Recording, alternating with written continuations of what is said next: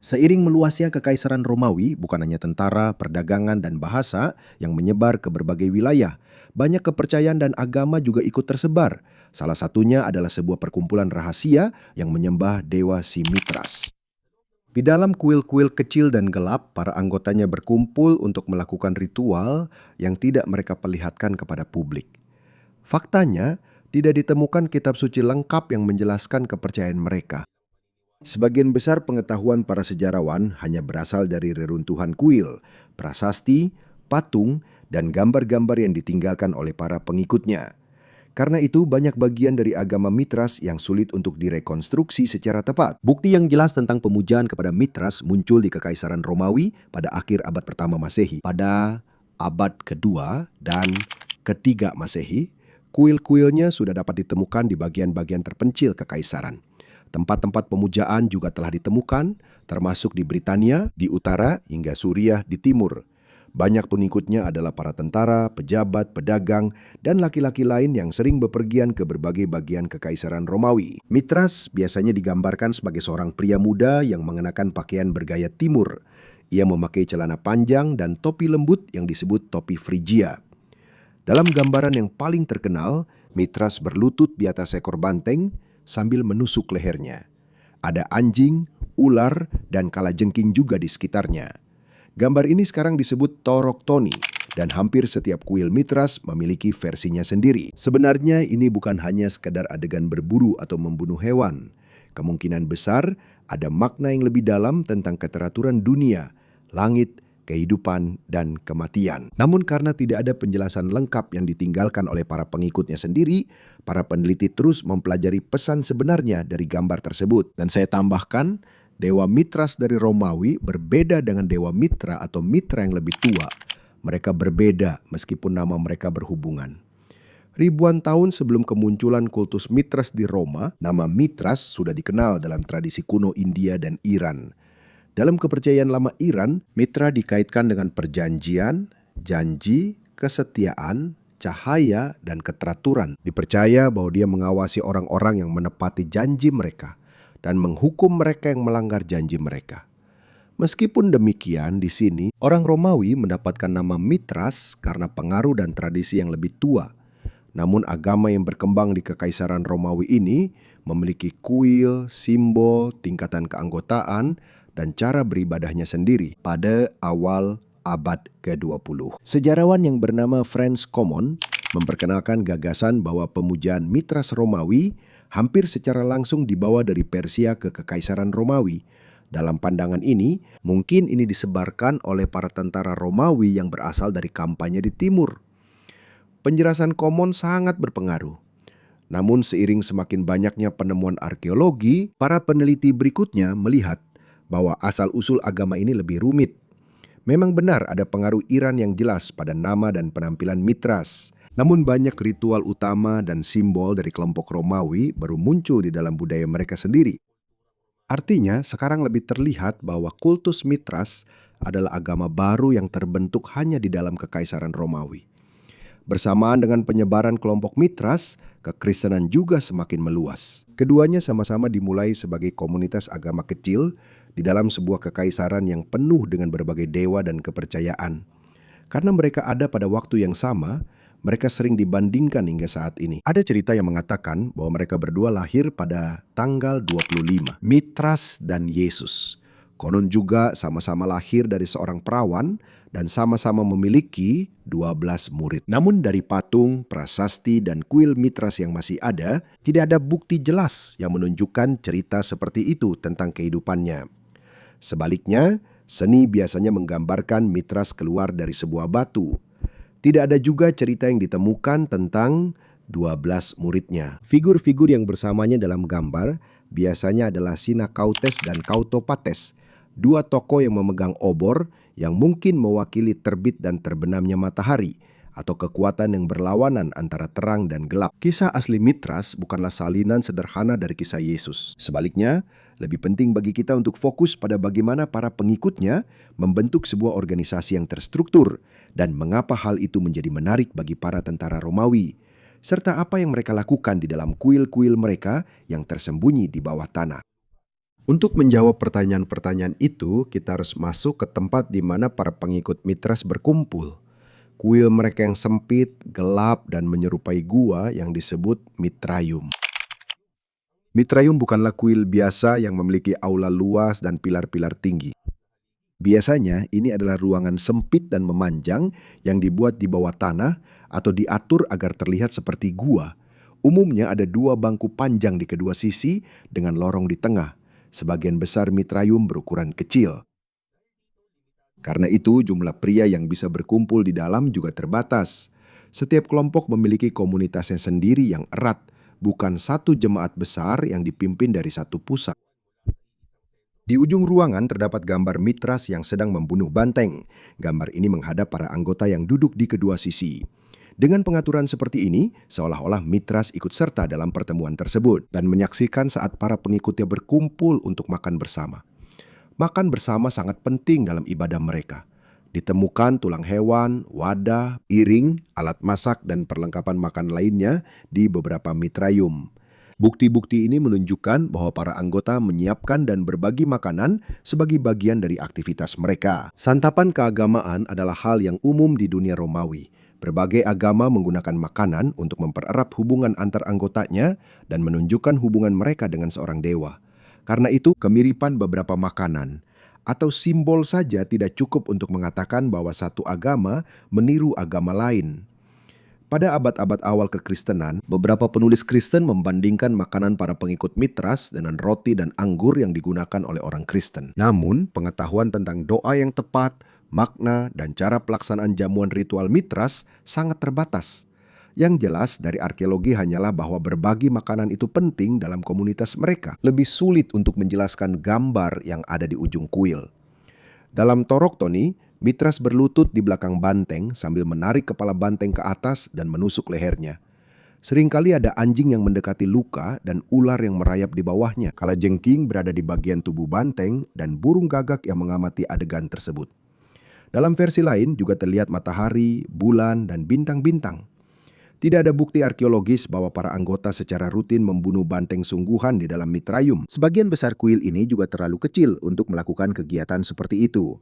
Pembunuhan banteng lebih mungkin merupakan gambaran dari sebuah kisah religius penting atau simbol. Kisah lengkap di balik Toroktoni juga sudah tidak diketahui karena tidak ditemukan catatan lengkap yang ditulis oleh para pengikut Mitras. Oleh karena itu, para sejarawan mempelajari posisi setiap hewan, simbol-simbol di sekitarnya, dan tata letak dari kuil itu sendiri.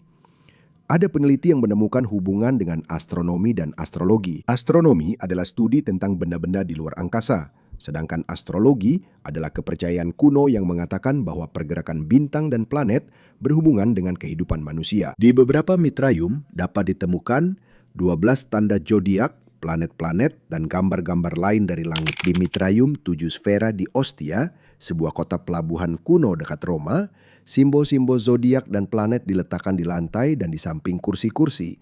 Karena itu, beberapa pengikut mungkin menganggap Mitraium sebagai gambaran kecil dari alam semesta. Memasuki kuil yang gelap dan menjalani ritual, mereka mungkin melambangkan perjalanan jiwa melalui berbagai bagian langit.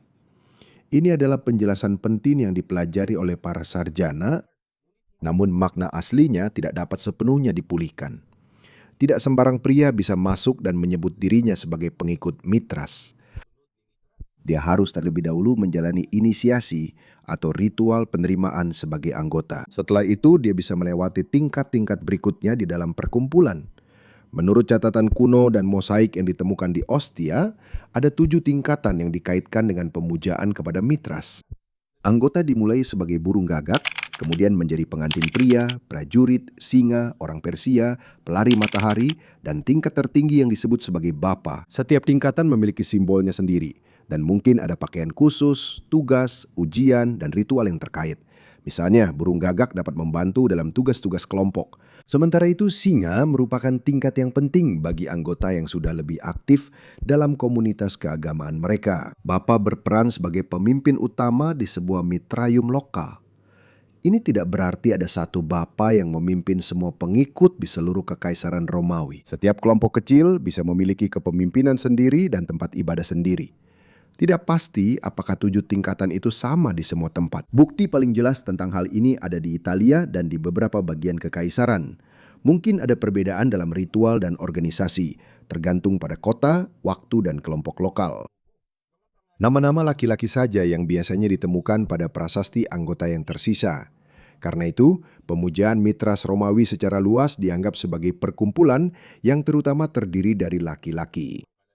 Masih ada penelitian yang berlanjut tentang kemungkinan peran perempuan di sekitar komunitas-komunitas ini. Namun, belum ada bukti kuat yang menunjukkan bahwa mereka juga melewati tingkatan yang sama. Kehadiran agama sangat kuat di militer Romawi. Banyak mitreum dan prasasti ditemukan di dekat kamp militer dan perbatasan kekaisaran. Seorang prajurit bisa dipindahkan dari Suriah ke Jerman atau dari Danub ke Inggris. Dengan perpindahan para prajurit, mereka juga membawa serta kepercayaan dan komunitas mereka. Di tempat-tempat baru, penekanan kelompok pada kesetiaan, disiplin, dan keberanian mungkin menjadi daya tarik bagi para prajurit. Persaudaraan dan hierarki yang jelas. Ciri-ciri ini sangat penting dalam kehidupan militer, di mana setiap tentara harus saling percaya dengan rekan-rekannya. Namun bukan hanya tentara yang bergabung, ada juga prasasti-prasasti yang berasal dari pejabat pemerintah, pedagang, pekerja, dan orang-orang yang menjadi budak. Ini menunjukkan bahwa pemujaan kepada Mitras telah menyebar ke berbagai lapisan masyarakat Romawi. Namun, kelas sosial tidak otomatis hilang di dalam mitreum. Masyarakat Romawi sangat ketat dalam membedakan antara orang kaya, orang miskin, pejabat, tentara, warga bebas, dan budak. Para pria dari berbagai tingkat sosial bisa saja berbagai agama yang sama. Namun kemungkinan besar status mereka tetap memengaruhi peran dan kekuasaan mereka di dalam kelompok. Hanya sedikit informasi langsung tentang ujian yang harus dilalui untuk naik ke setiap tingkat. Ada beberapa gambar dan pernyataan kuno yang mungkin merujuk pada ketahanan, pemakaian pakaian khusus, kepatuhan terhadap perintah atau ujian simbolis. Namun, tidak ada cukup bukti untuk membuat daftar pasti tentang ritual mereka. Bagian terpenting dari inisiasi memang sengaja tidak diungkapkan kepada orang yang bukan anggota. Dari sinilah istilah agama misteri berasal. Dalam penggunaan kata kuno, misteri merujuk pada ritual dan pengetahuan yang hanya diberikan kepada orang-orang yang diterima dalam kelompok. Keberadaan agama itu sendiri bukanlah rahasia bagi seluruh masyarakat. Orang Romawi tahu bahwa ada yang menyembah Mitras. Ada mitreum di rumah, kompleks apartemen dan pangkalan militer, pemandian umum, dan tempat lain yang merupakan bagian dari kehidupan sehari-hari di kota. Salah satu kuil yang ditemukan berada di Baths of Caracalla, sebuah kompleks pemandian umum besar di Roma. Ada juga mitreum yang tersembunyi, ditemukan di bawah bangunan dan rumah di Ostia.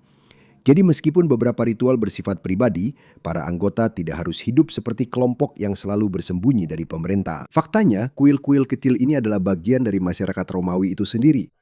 Para anggotanya terlibat dalam militer, bisnis, pemerintahan, dan pekerjaan sehari-hari. Hanya ketika mereka berada di mitreum, hubungan mereka menjadi berbeda. Di dalam ruangan gelap itu, mereka bukan lagi hanya tentara, pedagang, pejabat, atau pekerja. Mereka juga anggota sebuah perkumpulan dengan makanan sendiri, hierarki, simbol, dan ritual yang tidak sepenuhnya dipahami oleh orang luar. Karena para anggotanya adalah bagian dari kehidupan sehari-hari di Roma, kemungkinan besar tetangga mereka tahu bahwa ada sekelompok pria yang berkumpul di mitreum. Yang dirahasiakan bukanlah keberadaan perkumpulan itu, melainkan makna dari ritual-ritual dan ujian-ujian yang hanya untuk anggota yang diterima. Pada waktu yang sama, agama Kristen juga terus berkembang. Karena kedua agama tersebut hidup berdampingan pada masa yang sama di Kekaisaran Romawi, banyak cerita yang berkembang bahwa kehidupan Mitras dan Yesus hampir sama. Namun gambaran yang berbeda muncul ketika bukti-bukti kuno yang tersisa diteliti. Dalam tradisi Kristen, Injil Matius dan Lukas menggambarkan kelahiran Yesus dari Maria. Dalam seni pemujaan Mitras, adegan yang berbeda dapat dilihat. Biasanya, Mitras digambarkan keluar dari sebuah batu sambil memegang obor dan pisau. Ini disebut kelahiran dari batu. Namun tidak ada cerita lengkap yang tersisa yang menjelaskan bagaimana para pengikutnya memahami hal ini. Tidak ada juga gambar atau prasasti kuno yang menunjukkan bahwa Mitras memiliki 12 murid. 12 sosok yang kadang-kadang dikaitkan dengannya biasanya adalah simbol zodiak.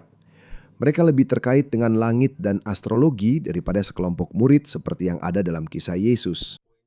Tidak ada juga bukti arkeologis tentang cerita bahwa Mitras disalibkan, mati, dan bangkit kembali setelah 3 hari. Atau bahwa dia dikunjungi oleh para majus yang membawa emas, kemenyan, dan mur. Tidak ada sumber Mitrai kuno yang diketahui yang memuat detail-detail ini. Banyak dari perbandingan ini baru muncul dalam buku-buku yang diterbitkan pada abad ke-18 dan ke-19. Beberapa penulis pada masa itu membuat perbandingan luas antara berbagai agama. Namun mereka tidak selalu menunjukkan dari mana asal informasi mereka. Buku-buku berikutnya dan video modern mengulangi pernyataan-pernyataan itu, sehingga tampak seperti bagian dari sejarah nyata meskipun tidak ada dalam artefak yang tersisa dan catatan kuno. Masalah mengenai 25 Desember lebih rumit. Pada abad ke-3 Masehi, penyembahan kepada Sol Invictus atau matahari yang tak terkalahkan menjadi penting di Roma. Mitras juga dikaitkan dengan matahari, dan dalam beberapa prasasti disebut sebagai Deo Sol Invictus Mitras, yang mengangkat Mitras sebagai dewa matahari yang tak terkalahkan. Karena itu, sering diasumsikan bahwa kelahiran Mitras juga dirayakan pada 25 Desember. Namun tidak ada kalender Mitraite yang tersisa atau prasasti yang jelas yang secara langsung menyatakan bahwa itu adalah hari kelahirannya. Tanggal 25 Desember muncul sebagai tanggal kelahiran Yesus dalam catatan Kristen pada abad keempat. Para sejarawan masih memperdebatkan bagaimana tepatnya tanggal ini dipilih. Perayaan Matahari Romawi mungkin mempengaruhi pemilihannya. Namun ada juga penjelasan bahwa tanggal tersebut berasal dari perhitungan beberapa orang Kristen kuno tentang hari pembuahan dan kematian Yesus. Jadi, kesamaan tradisi pada tanggal yang sama tidak cukup menjadi bukti bahwa Yesus dan Mitras berasal dari cerita yang sama. Hal ini lebih menunjukkan bagaimana berbagai komunitas agama di Kekaisaran Romawi menggunakan waktu-waktu yang sudah dikenal, simbol dan perayaan untuk mengekspresikan keyakinan mereka sendiri. Masih ada beberapa kesamaan nyata dalam cara kedua kelompok berkumpul. Para anggotanya juga bertemu di gedung-gedung yang tidak selalu tampak seperti kuil besar. Keduanya juga mengadakan makan bersama untuk mempererat hubungan dalam komunitas mereka. Namun kegiatan seperti ini tidak hanya ada dalam kekristenan dan penyembahan Mitras. Jamuan keagamaan adalah hal yang umum di dunia Romawi. Banyak kelompok, keluarga, dan sekte berbagi makanan sebagai bagian dari persembahan, peringatan, dan menjalin hubungan dengan Tuhan mereka. Makanan juga memiliki makna yang berbeda-beda. Bagi orang Kristen, Ekaristi terkait dengan perjamuan terakhir, kematian, dan pengorbanan Yesus. Dalam ibadah Mitras, jamuan ritual tampaknya meniru pesta Mitras dan Saul yang terlihat di beberapa gambar setelah pembunuhan banteng. Meskipun sama-sama ada makanan, cerita dan makna religius yang melingkupinya berbeda. Kehidupan berdampingan antar agama dapat dilihat di Dura Europos, sebuah kota garnisun Romawi di tepi sungai Efrat di wilayah yang sekarang menjadi Suriah. Di dalam kota ditemukan Mitreum, sinagoga, dan sebuah bangunan yang digunakan oleh komunitas Kristen. Tempat ini menunjukkan bahwa kelompok-kelompok dengan keyakinan berbeda dapat hidup berdekatan di sebuah kota Romawi. Namun, ini tidak berarti hubungan mereka selalu damai. Beberapa penulis Kristen kuno memandang ritual Mitras sebagai perbuatan roh jahat. Bagi penulis seperti Justin Martyr dan Tertullianus, kemiripan beberapa praktik bukanlah bukti asal-usul yang sama. Mereka percaya bahwa musuh-musuh iman mereka meniru ritual Kristen untuk menipu orang-orang. Seiring dengan semakin kuatnya agama Kristen, perselisihan menjadi semakin terbuka di beberapa tempat. Ada gambar-gambar Mitras yang dirusak, patung-patung yang dihancurkan, dan kuil-kuil yang ditinggalkan atau dikubur. Namun, alasan kerusakan setiap Mitreum tidak selalu sama. Beberapa mungkin sengaja dihancurkan, sementara yang lain mungkin hanya kehilangan anggota, terbengkalai, atau digunakan untuk tujuan lain. Di bawah gereja Santa Prisca di Roma ditemukan sebuah Mitreum yang dihancurkan secara brutal sekitar tahun 400 Masehi. Para arkeolog diduga ada orang Kristen yang terlibat dalam penghancurannya sebelum tempat itu digunakan untuk gereja. Di Hawarte, sebuah lokasi di Suriah saat ini, ditemukan pula Mitreum di bawah reruntuhan sebuah gereja Kristen. Ada jejak perubahan dan kerusakan di bekas kuil tersebut, namun kita harus berhati-hati dalam menyimpulkan apa yang sebenarnya terjadi. Karena bukti arkeologisnya sudah tidak lengkap, yang jelas adalah penggunaan tempat tersebut berubah seiring dengan semakin kuatnya agama Kristen di wilayah itu. Pada abad keempat, seluruh lanskap keagamaan Kekaisaran Romawi mulai berubah. Pada tahun 313 Masehi, para kaisar Konstantinus dan Licinius memberikan perlindungan hukum bagi agama Kristen. Dalam dekade-dekade berikutnya, dukungan kekaisaran terhadap gereja Kristen semakin kuat, sementara sistem lama pemujaan publik kepada banyak dewa Romawi secara perlahan melemah. Penyembahan Mitras tidak langsung hilang. Masih ada anggotanya, termasuk beberapa orang Romawi kaya hingga akhir abad keempat. Namun, hanya sedikit mitreum baru yang dibangun dan semakin banyak kuil lama yang ditinggalkan, ditutup atau diubah fungsinya. Cara organisasi juga menjadi masalah besar bagi kelompok ini. Setiap mitreum bersifat kecil dan lokal. Tidak ada satu pemimpin pusat, jaringan luas uskup, atau organisasi yang mampu mengelola semua anggota di berbagai bagian kekaisaran. Ibadah Mitras juga biasanya tidak meminta para anggotanya untuk meninggalkan dewa-dewa Romawi lainnya. Seorang pengikut Mitras masih bisa ikut serta dalam ritual publik Romawi lainnya. Arah yang diambil oleh kekristenan berbeda. Orang Kristen membentuk organisasi yang lebih luas, organisasi yang jelas, dipimpin dengan kitab suci dan komunitas yang terdiri dari laki-laki, perempuan, dan anak-anak, kaya, miskin, merdeka, dan budak. Seiring bertambahnya dukungan dari kekaisaran, semakin sulit bagi kelompok kecil dan eksklusif seperti kelompok Mitras untuk mempertahankan kekuatan mereka yang dulu. Pada akhir abad keempat, para kaisar Kristen memberlakukan undang-undang yang lebih ketat terhadap pengorbanan pagan tradisional dan kuil-kuil. Bukan hanya pemujaan Mitras yang terpengaruh, banyak agama lama kekaisaran Romawi juga melemah atau berubah. Pada saat abad ke-5 tiba, hampir tidak ada lagi bukti jelas tentang mitreum yang masih aktif. Namun sebelum kelompok ini benar-benar menghilang, mereka telah meninggalkan ratusan kuil, patung, mozaik, prasasti, dan gambar-gambar yang terkubur di bawah kota-kota kekaisaran Romawi. Makam-makam ini terus digunakan untuk menjawab pertanyaan yang paling sulit. Apa sebenarnya yang dijanjikan oleh agama Mitras kepada para pria yang bersedia melewati tingkat-tingkat rahasianya? Kita tidak bisa memastikan apa sebenarnya yang dijanjikan oleh agama Mitras kepada para anggotanya. Tidak ada kitab suci, khotbah, atau penjelasan lengkap yang tersisa dari para pengikutnya. Gambaran tentang langit dan perjalanan melalui berbagai tingkatan mungkin berkaitan dengan perjalanan jiwa, perlindungan dari Tuhan, atau harapan akan kehidupan setelah kematian. Namun janji yang diberikan tidaklah cukup. Untuk mengetahui jawaban yang pasti, arkeologi memberikan gambaran yang lebih jelas tentang apa yang sebenarnya terjadi di Mitreum itu sendiri. Pada saat memasuki abad keempat, perlahan-lahan jumlah kuil yang aktif mulai berkurang.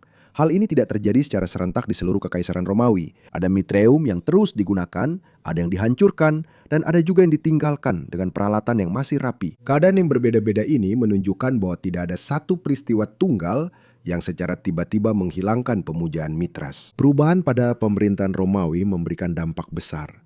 Setelah masa Kaisar Konstantinus, agama Kristen mendapatkan pendukung kuat di dalam pemerintahan kekaisaran. Gereja Kristen memperoleh uang, tanah, perlindungan hukum, dan pengaruh yang tidak bisa ditandingi oleh kelompok kecil pemuja Mitras.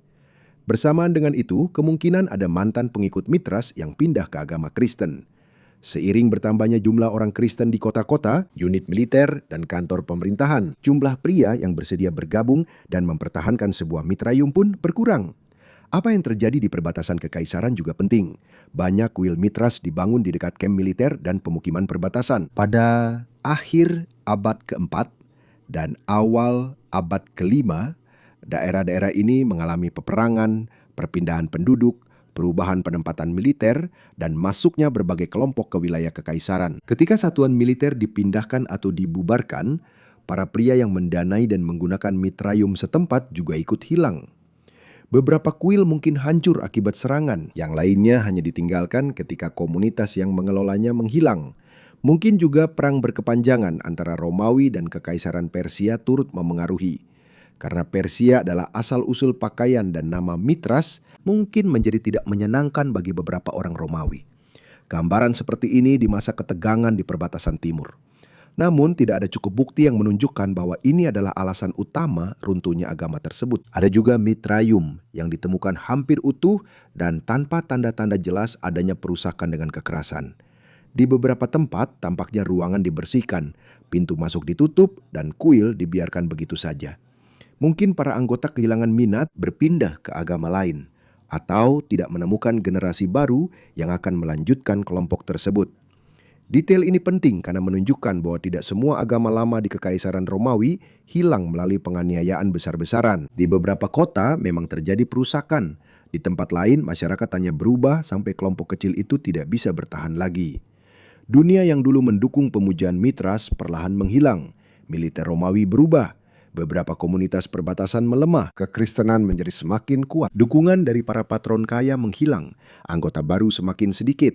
Jaringan kuil-kuil kecil yang dulu ada satu persatu berhenti digunakan. Pada awal abad ke-5, hampir tidak ada lagi bukti kuat tentang penyembahan aktif kepada Mitras. Penjelasan rahasia tentang gambar dan ritual mereka juga tidak lagi diwariskan ke generasi berikutnya. Pengetahuan yang hanya untuk para anggota juga benar-benar hilang ketika komunitas mereka lenyap. Di sini terlihat perbedaan besar antara penyembahan Mitras dan kekristenan. Kekristenan meninggalkan banyak tulisan, kepemimpinan yang terorganisir, dan komunitas-komunitas yang terus berlanjut di berbagai wilayah. Penyembahan Mitras bergantung pada kelompok-kelompok kecil yang meneruskan pengetahuan melalui inisiasi pribadi dan ritual rahasia. Ketika hubungan itu terputus, hampir tidak ada cara untuk memulihkan seluruh kepercayaan mereka. Yang tersisa hanyalah ruangan-ruangan bawah tanah, nama-nama yang terukir di batu, dan gambar berulang-ulang dari seorang dewa yang membunuh seekor banteng. Sisa-sisa itu tidak membuktikan bahwa Mitras adalah sumber cerita Yesus. Yang lebih penting adalah apa yang ditunjukkan oleh semua ini tentang Kekaisaran Romawi, sebuah masyarakat dengan banyak agama yang hidup berdampingan. Mereka saling bertukar beberapa kebiasaan budaya, berebut pengikut, dan menanggapi perubahan besar dalam pemerintahan dan masyarakat. Selama beberapa abad, perkumpulan Mitras memberikan persaudaraan, identitas, dan pengalaman keagamaan bagi para pria yang tinggal di berbagai bagian kekaisaran. Namun ketika dunia yang menopangnya menghilang, hilang pula suara-suara yang dapat menjelaskan makna rahasia mereka. Jadi, misteri terbesar tentang Mitras bukanlah apakah dia ditiru oleh kekristenan. Teka-teki yang sebenarnya adalah bagaimana sebuah agama yang dulunya sangat luas bisa hilang hampir tanpa meninggalkan kisahnya sendiri. Dan berapa banyak kepercayaan dari dunia kuno yang mungkin juga benar-benar hilang dengan cara yang sama.